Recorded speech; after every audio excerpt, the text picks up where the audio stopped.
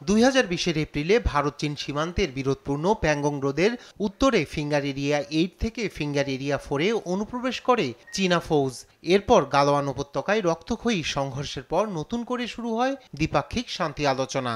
দফায় দফায় আলোচনার পরে ফেব্রুয়ারিতে দুপক্ষের সেনাই মুখোমুখি অবস্থান থেকে কিছুটা পিছিয়ে যায়। এবার বিতর্কিত ওই প্যাংগং হ্রদের উত্তর এবং দক্ষিণ তীরের একাংশ জুড়ে পাকাপোক্ত কংক্রিটের সেতু তৈরি করল চীন। চীনা পিপলস লিবারেশন আর্মি পিএল এর নির্মাণাধীন সেই সেতুর উপগ্রহ চিত্র সামনে আসতেই নতুন করে তৈরি হয়েছে শঙ্কা।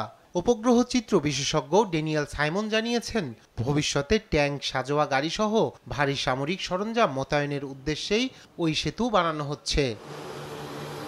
সেতুর দক্ষিণ তীরের অংশেই 2020-21 সালে মুখোমুখি অবস্থানে ছিল ভারতীয় এবং চীনা সেনা। ভবিষ্যতে ফের এমন পরিস্থিতি তৈরি হলে পিএলসি লাগোয়া বিস্তীর্ণ অংশে ওই সেতুর মাধ্যমে দ্রুত সেনা অস্ত্র এবং রসদ পাঠাতে পারবে পিএলএ। সেতুর ফলে প্যাংগংয়ের দুই প্রান্তে চীনা সেনা শিবিরের দূরত্ব কমবে প্রায় 100 কিলোমিটার।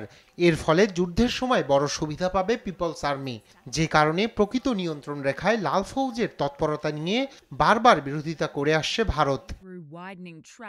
ভারতের পুরনো দুই শত্রু চীন ও পাকিস্তানের দ্বিমুখী আক্রমণের জন্যই এই সেতুর নির্মাণ পরিকল্পিত ষড়যন্ত্র কিনা তা নিয়ে প্রশ্ন তুলেছেন ভারতীয় নিরাপত্তা বিশ্লেষকরা।